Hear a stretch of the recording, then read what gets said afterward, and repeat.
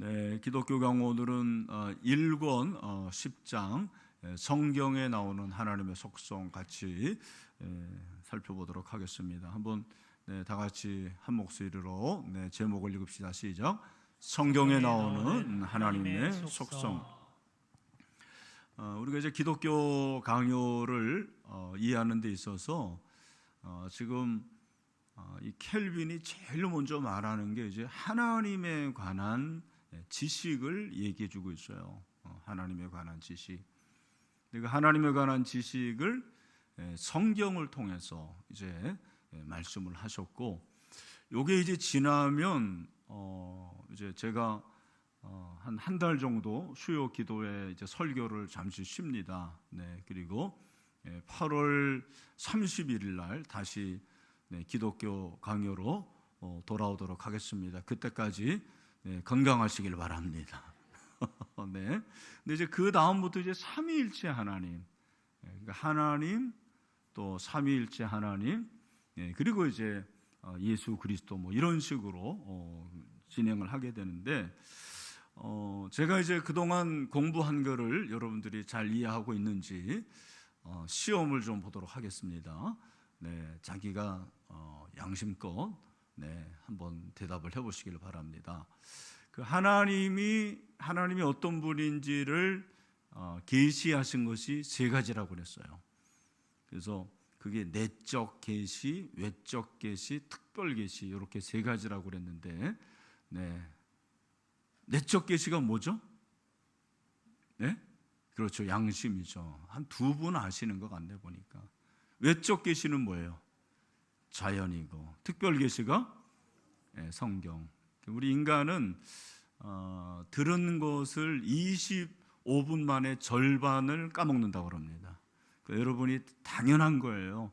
기억하시는 분이 특별하신 분입니다. 그리고 한 달 지나면 70%를 까먹는데요. 그러니까 제가 한 2주 전에 이거 물어봤으니까 여러분이 이제 뭐 잊어버리는 거 괜찮다고 생각을 하고, 자, 다시 한번 내적 계시가 뭐라고요? 양심이고, 외적 계시는 자연이고, 특별 계시는 그러면 이 세 가지 중에서 하나님의 속성을 가장 잘 나타내는 계시는 뭘까요? 그렇죠, 특별 계시, 성경입니다. 띵동땡입니다. 그렇죠? 잘 맞췄는데, 그러니까 성경에 하나님의 속성이 잘 드러나는데, 사실은 뭐 성경은 하나님에 관한 책이죠. 하나님을 말씀하시는데, 우리는 이제 D형 큐티를 하기 때문에 연구와 묵상을 하지만, 한국교회 이제 제일 먼저 그 성서 윤유라는 곳에서 매일 성경을 보급시켜서, 한국교회의 큐티는 사실 매일 성경의 공로가 큽니다.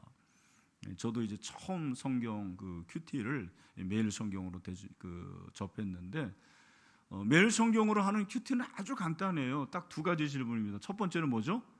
하나님은 어떤 분이신가? 두 번째는 나는 무엇을 해야 되는가? 이 두 가지예요. 하나님은 어떤 분이고, 그 하나님에 대해서 내가 과연 어떻게 할 것이냐. 우리가 D형 큐티를 하지만 D형 큐티에서 하나님을 우리가 잘 파악하고 하나님을 발견하는 것이 굉장히 중요한 거죠. 그런 의미에서 오늘 본문이 참 너무 중요한데, 사실은 뭐 성경에 하나님에 대한 속성이 얼마나 많겠습니까? 그 많은 속성 가운데서 칼빈은 한 이제 세 가지 부류로 해가지고 하나님의 속성을 얘기했어요. 성경에 나오는 많은 하나님의 속성이 한 세 가지 카테고리로 그렇게 묘사를 하고 있다고 우리에게 제시하고 있습니다. 그래서 이 내용도 굉장히 많기 때문에 제가 굉장히 줄였고, 이 컴팩트하게 줄인 것을 여러분들이 잘 또 기억을 하시면 좋겠고, 뭐 다 기억하리라고 저는 기대를 안 해요. 그 중에서 여러분들이 필요한 것들을 잘 여러분들이 또 마음에 담고 그렇게 살아가면 좋겠습니다. 첫 번째, 성경이 가르쳐주는 하나님의 속성은 창조주 하나님과 구속주 하나님이십니다. 그러니까 뭐 사랑의 하나님, 뭐 은혜의 하나님, 뭐 구원의 하나님, 얼마나 하나님이 많겠어요. 근데 그 수많은 하나님을 이제 첫 번째 카테고리로 창조주 하나님과 구속주 하나님. 근데 이 창조주 하나님과 구속주 하나님은 하나님의 이중 지식과 연관이 있습니다. 아마 이걸 기억하실지 모르겠는데 하나님의 이중 지식이 두 가지예요. 첫 번째는 창조주 하나님. 따라합시다. 창조주 하나님. 또 하나는 구속주 하나님. 그러니까 성경의 기자들이 다 다르지만 동일한 성령께서 역사하셔서 그 하나님을 묘사할 때 하나님의 이중지식으로 창조주 하나님, 구속주 하나님 이렇게 두 가지로 주로 많이 속성을 나타냈다라는 거예요. 그 창조주 하나님의 속성을 어떻게 얘기하냐면 하나님은 선하시다. 이걸 여기까지 기억하시면 좋아요. 창조주 하나님은 선하신 하나님. 선하신 하나님이 굉장히 많이 나오죠. 하나님은 선하시다. 그죠? 선하신 하나님. 그게 좋으신 하나님이에요, 사실은. 선하신 하나님이 좋으신 하나님인데 그 하나님은 창조주 하나님이다. 그렇게 여러분들이 사실 이런 것들을 정리하는 거는 굉장히 의미가 있다고 생각해요. 수많은 설교를 들었지만 여러분들이 지금까지 그 많은 설교를 들으면서 하나님이 선하시다라는 것이 창조주 하나님이라는 걸 아신 분 한번 손 들어보세요. 아무도 있어서 할 말이 없네. 예, 대단한 분이에요. 네. 그 다음에 그럼 구속주 하나님을 설명하는 건 뭐예요? 예? 모르잖아요. 하나님은 인자하시다. 예, 선하시고 인자하시다. 그 인자하신 하나님이 구속주 하나님이에요. 저도 잘 몰랐어요. 기독교 강의를 통해서 새롭게 이번에 정리를 했어요. 이렇게 신학을 오랫동안 했는데도. 그래서 하나님이 창조주 하나님은 하나님 선하시다. 이 선하시다라는 것이 제가 계속 말씀드리는 히브리 토브의 토. 좋은, 그죠? 굿, 선한. 역대상 16장 34절을 보면은 우리 같이 한번 읽겠습니다. 시작. 여호와께 감사하라. 그는 선하시며 그의 인자하심이 영원하미로다. 보면은 선하심과 인자하심이 같이 나와요. 요게 바로 성경을 전체적으로 볼 때 하나님이 창조주 하나님이시고 창조만 하신 것이 아니고 그분은 인류를 구원하시는 구속주 하나님이라는 것을 이게 신기하게 다 어떻게 시대가 다르고 그리고 저자가 다른데도 그렇게 공통적으로 표현하고 있다는 거예요. 할렐루야. 하나님이 선하시고 그러면은 왜 하나님이 선하신 것이 창조주 하나님인가? 이 질문이 굉장히 중요한 질문인데 여기에 대해서 칼빈은 뭐라고 말하냐면 한번 들어보세요. 하나님은 부성적인 선으로서 은혜를 베푸신다. 아버지가 자기 자식에게 하듯 하나님은 넘치는 사랑으로 우주를 지키시고 다스리신다. 그렇게 설명을 하고 있어요. 하나님이 선하다. 하나님은 착하다는 의미가 아니에요. 하나님은 좋으신 분인데 그 좋으신 하나님이 세상을 창조하시고 창조하신 이 세상을 지키고 다스리시는 하나님이다. 그런 의미에서 창조주 하나님이고 하나님은 선하시다. 이렇게 얘기를 하고 있고요. 그 다음에 또 하나 구속주 하나님. 구속주 하나님은 뭐라고요? 하나님은 인자하시다. 인자. 여러분 인자라는 단어가 굉장히 또 많이 나오죠. 대표적으로 엄청 많이 나오는데 출애굽기 34장 6절과 7절을 보면 우리 또 한번 읽어봅시다. 시작. 여호와께서 그의 앞으로 지나가시며 선포하시되 여호와라 여호와라 자비롭고 은혜롭고 노하기를 더디하고 인자와 진실이 많은 하나님이라. 인자를 천대까지 베풀며 악과 과실과 죄를 용서하리라. 그러나 벌을 면제하지 아니하고 아버지의 악행을 자손 3, 4대까지 보응하리라. 아멘. 여기 이제 인자가 나오죠. 인자는 사람 이름이 아닙니다. 인자. 이 인자라는 것은 헤세드예요. 히브리어로 많이 들어보셨죠? 헤세드. 이 헤세드라는 것이 구속주 하나님. 그 룻기에서 하나님께서 보아스를 통해서 헤세드를 베풀잖아요. 그러니까 그 보아스가 예수 그리스도를 예표하고, 그리고 그 예수 그리스도가 바로 구속주라는 거. 그래서 인자하신 하나님은 인자하시다. 시편 36편 5절을 보니까 여호와의 주의 인자하심이 하늘에 있고 주의 진실하심이 공중에 차묻혔다. 그렇게 말씀을 하고 있어요. 그래서 첫 번째, 이 창조주 하나님과 구속주 하나님을 통해서 하나님의 속성이 뭐예요? 첫 번째는 하나님은 선하시고, 또 하나는 하나님은 인자하시고. 아, 그렇구나. 하나님은 선하시고 인자하심이 바로 이 하나님의 두 가지 속성이 이중지식이에요. 하나님의 이중지식, 기독교가 강조해서 아주 중요한 단어죠. 이중지식. 그게 바로 하나님의 창조주 하나님, 구속주 하나님, 하나님은 선하시고 하나님은 인자하시다. 그걸 우리에게 얘기를 해주고 있어요. 두 번째, 성경에 나타나는 하나님의 속성은 따라합시다. 자존하신 하나님, 자존하시는 하나님, 자존하시는 하나님.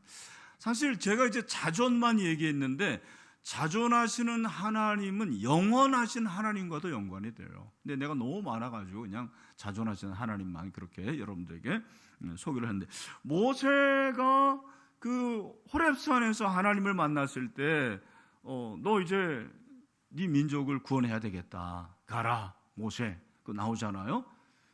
모세가 바로에게 가라고 그랬을 때 뭐라고 질문하냐면, 출애굽기 3장 13절 보니까 모세가 하나님께 아뢰되 내가 이스라엘 자손에게 가서 이르기를 너희의 조상의 하나님이 나를 너희에게 보내셨다 하면 그들이 내게 묻기를 그의 이름이 무엇이냐 하리니 내가 무엇이라고 그들에게 말하리까? 요게 이제 모세의 질문이에요.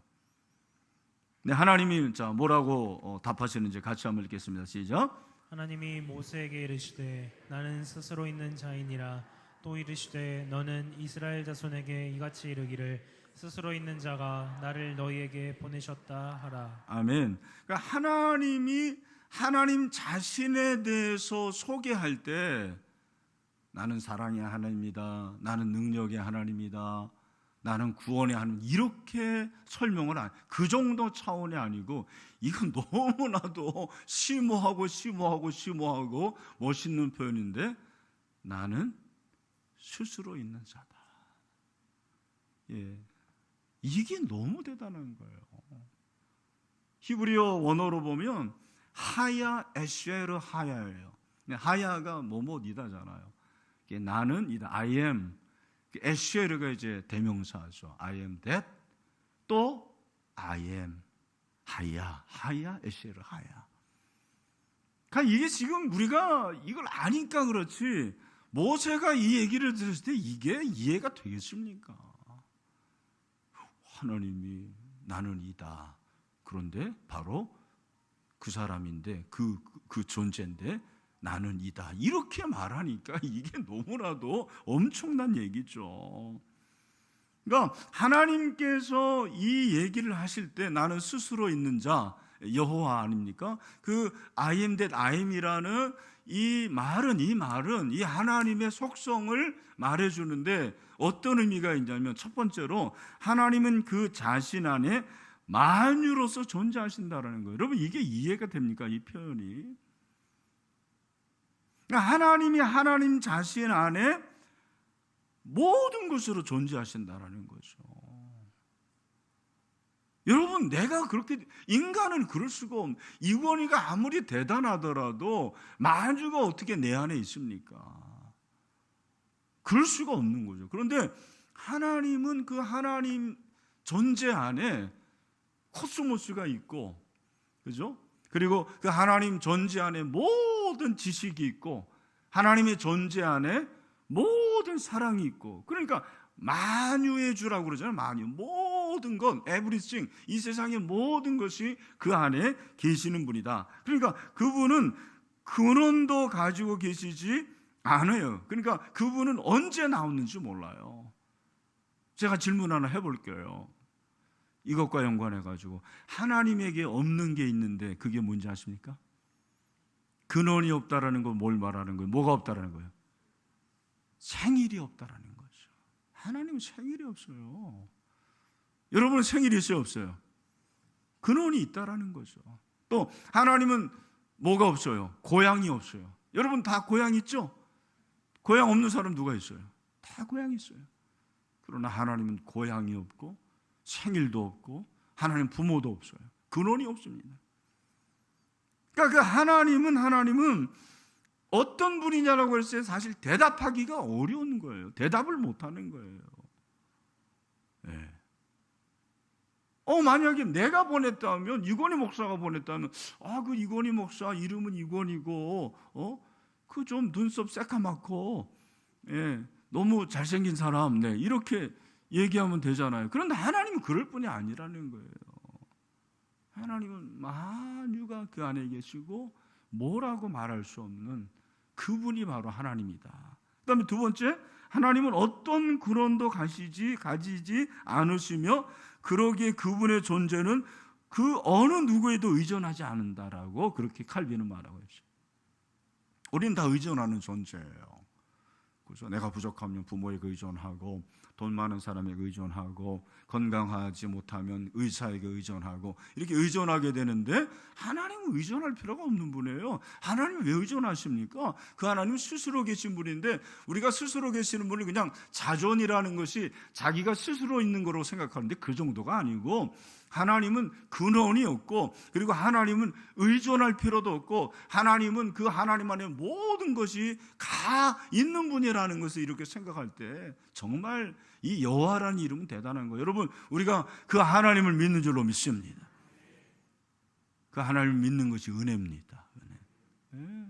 이 스스로 계신 분을 믿는 것이 얼마나 은혜인지 모릅니다. 사실 이 자존이라는 것은 피조물은 이해할 수가 없는 거예요. 사실은 저는 그렇게 생각합니다. 이 자존이라는 것을 어떻게 우리가 이해합니까? 우리는 근원이 있는 자고 근원이 있다라는 것은 제한이 있다라는 것이고 제한이 있다라는 것은 유한한 자인데 그 자존하신 하나님은 만유가 그 안에 계시고 그 하나님은 모든 것이 되시는데 여러분 어떻게 인간이 하나님을 이해할 수 있습니까? 근데 하나님께서 이 성경을 쓰셔가지고 이 성경으로 하나님을 알게 되고 성령으로 그 하나님을 깨닫게 하시는 은혜가 너무 커요. 늘 감사한 거예요. 우리가 다른 것이 좀 없더라도 부족하더라도 여러분 그 하나님을 아는 이 사실 하나만으로도 우리는 족하고 감사한 줄로 믿습니다. 그다음에 세 번째, 성경이 가르치는 하나님의 속성은 피조물 속에 새겨진 하나님의 모습과 동일하다고. 이게 조금 어려울 수 있어요. 제가 좀 설명을 드릴게요. 그러니까 화가가 이제 그림을 그리잖아요. 그러면 그 그림을 보면 원래 사물을 알 수가 있는 거 아닙니까? 마찬가지로 하나님께서 하나님이 어떤 분인가를 바로 이 피조물 속에 새겨진 하나님의 모습으로 이렇게 나타내셨다라는 거예요. 예. 이게 이제 하나님의 속성이죠. 신학적으로 말하면 우리 제자훈련에서 배웠는데 사람과 신이 하나님과 공통의 그러한 속성이 공유적 속성이고 그 다음에 하나님만 가지고 계시는 속성은 비공유적 속성이죠. 그 하나님과 우리 인간이 가지고 있는 공유적 속성이 있는데 그 공유적 속성을 통해서 하나님의 속성을 말해준다는 거예요. 이해가 되십니까? 네. 우리 인간에게 그런 하나님을 알 수 있는 하나님의 속성을 알 수 있는 그런 속성들이 나타난다라는 거예요. 그 대표적인 속성이 세 가지로 나오는데 오늘 우리가 읽은 예레미야 9장 23절 24절 말씀이죠. 우리 다 같이 한번 이미 20분 전에 읽었기 때문에 반은 잊어버렸으니까 우리 같이 한번 읽겠습니다. 시작. 여호와께서 이와 같이 말씀하시되 지혜로운 자는 그의 지혜를 자랑하지 말라. 용사는 그의 용맹을 자랑하지 말라. 부자는 그의 부함을 자랑하지 말라. 자랑하는 자는 이것으로 자랑할지니 곧 명철하여 나를 아는 것과 나 여호와는 사랑과 정의와 공의를 땅에 행하는 자인 줄 깨닫는 것이라. 나는 이 일을 기뻐하노니라. 여호와의 말씀이니라. 아멘. 그러니까 이 말씀이 너무 중요한 말씀이기 때문에 그냥 딱 아예 말씀은 이건 여호와의 말씀이다. 다 여호와의 말씀인데 일부러 그렇게 말씀하시는 거죠. 예레미야를 통해서 말씀하시는데, 근데 여기 보면 뭐라고 그랬냐면 자랑하지 말라라는 거예요. 니네들 그 영맹 그 하나님이 볼 때는 우스운 거야. 그 다음에 야 너희 지혜, 야 그 지혜 그거 너 아무것도 아니야. 네가 그렇게 부자냐? 야 내가 가지고 있는 거하고는 진짜 이거는 세 발의 피도 안 된다. 그렇게 말씀하시는 거죠. 그렇게 말씀하시면서 뭐라고 말하냐면 진짜 자랑할 게 있는데 뭐냐면 명철하여 나를 아는 것이라고 했어요. 하나님은 아는 거. 그러니까 부자고 그리고 뭐 PhD가 몇 개고 또 그가 뭐 엄청나게 용맹할지라도 하나님을 모른다면 그건 아무것도 아니라는 거죠. 꽝이에요, 꽝. 하나님을 아는 거 그러죠. 하나님을 아는 거. 이게 지식이고 이게 신학이에요. 이게 믿음이에요. 우리가 어제 제가 이제 영지주의에 대해서 말씀드렸잖아요. 요한에서 영지라는 게 영이 신비한 지식이에요. 영지버섯 할 때는 그 지자가 갈지자고 영지주의 할 때 그 지자는 알지자입니다. 신비한 지식인데 이 영지라는 이 신비한 지식이라는 것은 사실은 단순한 지식을 말하는 거예요. 오늘날로 말하면 뭐 과학 정도, 과학이 사이언스인데 그 사이언스라는 것이 사실은 지식이거든요. 지식을 말합니다. 그런데 세상 사람들은 이 비그리스도인들은 이 지식을 엄청나게 생각하는 거예요. 그걸 신봉합니다. 과학을 신봉합니다. 그러나 이 지식이라는 세상의 지식이라는 것은 단순한 지식이고 이 지식의 특징이 뭐냐면 인간이 획득하는 거예요. 인간이 내가 연구하고 인간이 공부해가지고 얻는 거. 영어로 obtain이라고 그래요. 얻는 것을 말하는 거예요. 그러니까 한 분야의 전문가가 돼서 얻은 그것을 PhD라고 그러는데 그 PhD도 사실은 너무나도 적은 분야예요. PhD라고 그러지만 정말 뭐 과학의 새끼 발가락의 때 정도 알까? 그 정도 아는 거예요. PhD가. 그런데 여러분 오늘 하나님을 아는 지식이잖아요. 지식. 이 하나님을 아는 지식은 그런 지식이 아니라는 거예요. 내가 획득한 게 아니에요. 여러분 하나님 아는 지식은 성령께서 우리로 알게 하시는 은혜의 지식인 줄로 믿습니다. 성령께서 알게 하는 거예요. 내가 노력해서 얻는 지식이 아닙니다, 사실은. 그러니까 여러분 그 일자무식 우리 그 할머니 할아버지들 중에서 초등학교 문턱에도 못 들어갔는데 하나님을 아는 거예요. 아니 무슨 공부를 했습니까 그분들이. 그런데 기도를 하면은 그 하나님에 대한 지식이 막 나오는 거예요. 은혜가 되는 거예요.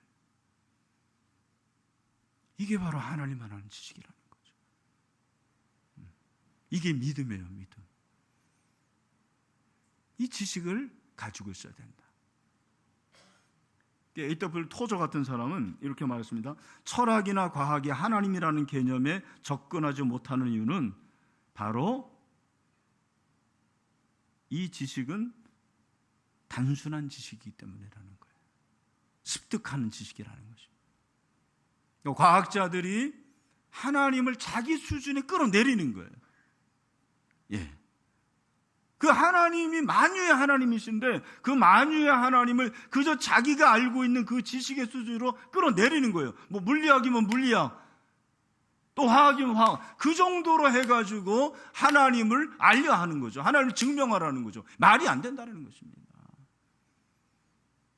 하나님은 그런 것으로 한정되고 제한되고 그리고 거기에 갇히는 하나님이 아니죠. 그래서 이 지식이 너무 중요해요, 여러분. 자꾸 우리가 들어야 되고 알아야 되고 또 깨달아야 되고 하는 것은 하나님을 아는 지식이 충만해야 되니까 이거 없으면 우리는 꽝이에요. 여러분 가운데 좀 뭐 가방끈이 끓습니다, 짧습니다, 그렇게 말하자면 괜찮습니다. 하나님을 많이 알아가시게 되기를 주님의 이름으로 축원합니다. 제가 그 훈련원에 있을 때 우리 훈련원 담당 그 장로님이 그 이랜드 박성수 장로님이었어요.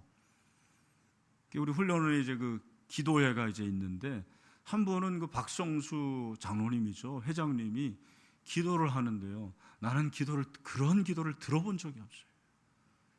대부분 이제 기도가 다 전형적인 그런 기도거든요. 아주 이렇게 뭐라 그럴까, 저와 여러분이 다 대부분 그런 기도예요. 이렇게 들어서 하는 기도, 그리고 이렇게 하나의 어떤 형식이 있는 기도인데 그 기도를 하는데 하나님에 대해서 너무너무 이야, 이렇게 기도할 수가 있구나. 제가 그런 깨달음이 있었는데, 그러니까 그분이 진짜 부자인 거죠. 이랜드 회장이어서 부자가 아니고 그 하나님을 아는 지식이 너무 크고 너무 위대해가지고 그 하나님에 대해서 기도로 그렇게 나온다라는 것이 얼마나 대단한 겁니다. 그래서 여러분이 기도를 할 때 그냥 전형적인 그런 기도하지 마시고 정말 하나님을 아는 지식으로 기도하고 그 하나님을 내가 찬양하고 높이고 하나님을 경배하는 그런 기도가 필요하거든요. 그래서 오늘 말씀 보면 그 지식이 정말 진짜 부요한 거다 그렇게 말씀하시면서 하나님이 피조물에게 나타나는데 세 가지로 나타난다라는 거예요. 첫 번째가 25절을 보면 사랑이고, 두 번째가 정이고, 세 번째 공. 사실 이 세 가지가 우리 안에 있다라는 거예요. 네, 우리 안에도 내 안에도 나타나는 속성이 세 가지예요. 우리도 사랑하잖아요. 사랑의 존재잖아요. 그죠? 하나님을 사랑하고 이웃 사랑하고, 네, 그게 바로 하나님의 속성이에요. 피조물에게서 나타나는 거예요. 특별히 우리 인간에게서 나타나는 거죠. 두 번째가 정의인데 이거는 히브리어로 미시파트입니다. 사실 정의와 공의를 구분하기 어려워요, 사실. 네, 굉장히 큰 주제입니다. 그런데 굳이 구분을 한다면 정의라는 것은 좀 판단이라는 의미가 강해요. 거짓과 진짜를 판단하는, 이런 게 있는, 우리 가운데 그런 게 있는 거예요. 하나님의 속성이 바로 이 정의인데 우리에게도 이런 정의가 있는 거예요. 근데 하나님의 정의와는 뭐 사실 비교가 안 되는 거죠. 하나님은 최종적으로 심판하실 수 있는 분이기 때문에, 그러나 우리에게도 이제 그런 게 있는데 정말 하나님은 정의의 하나님이다. 나중에 심판하실 분이에요. 그죠? 마지막으로 공의인데 이 공의는 의로움을 말하는, 보통 우리가 이제 공의롭다 할 때 이 공의는 차닥하죠. 이게 바로 하나님의 속성인데 하나님 의로우신 분이에요. 그러나 우리는 타락 이후에 공의로운 면이 흔적은 남아있지만 이 공의가 많이 타락이 됐어요. 근데 하나님은 사랑과 정의와 공의의 하나님이다, 이렇게 말씀을 하고 있습니다. 제가 이제 많은 얘기를 했는데 여러분이 이제 얼마나 기억할지 모르겠지만 다시 좀 정리를 하면, 성경에 나타난 하나님은 굉장히 많은데 그거 이제 세 가지 카테고리로, 첫 번째 하나님은 창조주고 구속주고, 그래서 창조주 하나님의 속성이 뭐라고요? 선하신 하나님. 구속주 하나님의 속성은 인자하신 하나님. 그다음에 두 번째는 하나님은 스스로 계신 분이다, 자존하시는 분. 그러니까 그 하나님의 자존이라는 것은 그냥 스스로 있는 정도가 아니고 그분 안에 만유가 계시고, 그리고 그분은 누구에게 의존하시지 않는 정말 아주 독립적인 그런 분이죠. 그죠? 네, 그런 분이라고 말씀하시고 있고, 세 번째는 피조물에 나타나는 하나님인데 우리와 같이 사랑과 공의와 정의, 이 세 가지를 가지고 있는 하나님이라 그렇게 말씀을 하고 있습니다. 켈빈이 왜 이 세 가지만 정의했는지 그건 잘 모르겠는데, 하여간 켈빈이 생각할 때는 이것이 성경에 나타난 하나님의 대표적인 속성이라고 그렇게 생각을 한 것 같습니다. 저는 이제 오늘 이 공부를 하면서 그러면 이렇게 성경에 나타난 하나님의 속성을 우리의 삶에 적용하면 어떻게 될까, 이제 그런 적용을 한번 질문을 해봤습니다. 이 질문에 대해서 저는 하박국 2장 20절로 좀 적용을 하고 싶습니다. 우리 하박국 2장 20절을 다 같이 읽겠습니다. 시작. 오직 여호와는 그 성전에 계시니 온 땅은 그 앞에서 잠잠할지니라. 아멘. 네. 제가 어렸을 때 이제 제 모교회에서 목사님이 예배 인도하시면서 그때는 이 구절을 많이 읽으셨어요. 기억나시는지 모르겠어요. 여러분의 교회는 안 그랬나요? 저희 교회는 이 말씀이 생각이 나요. 오직 여호와는 그 성전에 계시니 온 땅은 그 앞에서 잠잠할지니. 다시 한번 보여주시면, 여기 이제 오직이라고 했는데 그러나예요. 그러나. 그러니까 그러나라는 것은 그 앞에 있는 말씀인데, 그 앞에 있는 어떤 얘기가 나오냐면 모든 우상은 다 헛것이라는 거예요. 모든 우상은 헛것이나, 그런 말이죠. 이제 칼빈이 얘기하는 게, 성경에 나오는 하나님의 속성을 무시하는 자들이 많이 있는데, 그 무시하는 자들은 자기들이 신을 만들어낸다는 거예요. 만들어진 신. 그게 사실은 역사성이 굉장히 오래 깊은 거예요. 우리가 아는 대로 주피터라든지 머큐리라든지 비너스라든지 미네르바, 이런 신들을 만들었는데 이게 다 사단의 속임수로 인해서 그런 신들을 만들어냈다는 거죠. 진짜 하나님을 모르기 때문에 이렇게 우상들을 만들어내고, 사실 11장 12장도, 일권의 11장 12장도 삼위일체를 말씀하시기 전에 이 거짓 우상에 대해서 한 번 더 얘기를 합니다. 그만큼 참신, 진짜 하나님의 신에 대한 반기를 든 사람들이 많이 있다라는 거예요. 그들이 만들어낸 게 바로 이런 신들이에요. 그리스 로마에 나오는 신들인데, 그러나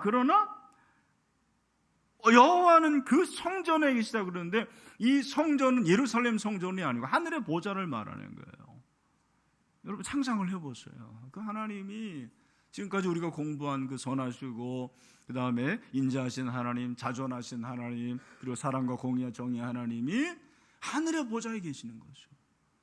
요한계시록에 나오는 그 하늘 보좌에 있잖아요. 그 하늘 보좌에 계시는데 온 땅은 그 앞에서 잠잠할지. 우리말 성경에는 그 앞에서 잠잠하다 그랬는데 원어 성경은 감탄사로 쉬. 하나님 앞에서 쉬. 뭐죠? 조용하라라는 거예요. 하나님 앞에서 떠들지 마라. 잠잠하라. 그러니까 천하의 모든 인간들이 유일하신 참되신 하나님 앞에 엎드려라, 그 말이죠. 엎드려라. 경외해라. 그게 하박국 2장 20절의 말씀이에요. 그게 바로 예배죠. 정말 하나님을 만난 사람은 하나님 앞에 잠잠하고 하나님을 예배합니다. 하나님을 경외합니다. 하나님을 찾으라는 거예요. 하나님만 경배하라는 것입니다. 이 코로나19로 인해서 이게 문제예요. 이게. 현장에 나오든 안 나오든 간에 과연 하나님을 경배하고 있는가? 하나님 앞에서 쉬 하면서, 그 말은 조용히 하라는 얘기가 아니죠. 야, 니네들이 가지고 있는 그 돈, 그 몇 푼, 너희들이 그렇게 좋아하는 것들, 이런 것들 다 내려놔야 돼. 그리고 엎드려서 하나님을 예배해, 하나님을 경배해, 그런 말이거든요. 오늘날 이 교회, 한국 교회뿐만 아니라 전 세계 교회 위기예요. 그럴 때. 그러나 또 하나님께서 기회를 주시기 때문에 저와 여러분이 다시 한번 하나님 앞에 납작 엎드려서 겸손하게 하나님을 예배하고 하나님을 경배하게 되기를 주님의 이름으로 축원합니다. 할렐루야. 결국 하나님의 속성, 성경에 나타난 하나님의 속성을 한마디로 말하면 뭐냐면, 여러분 엄지손가락 이렇게 다 한번 해보세요. 저처럼. 네. 무슨 말입니까? 하나님이 최고다. 우리 옆에 누리기 한번 해보세요.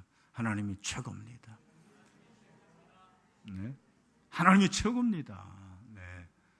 물론 여러분 사랑하는 사람에게 당신 최고야. 우리 아들한테 나 최고야 그러지만 여러분 진짜 최고 중에 최고는 하나님이십니다. 하나님은 지금도 살아계신 하나님이십니다. 그래서 그 하나님을 경배할 수 있는 저와 여러분 되시기를 주님의 이름으로 축원합니다.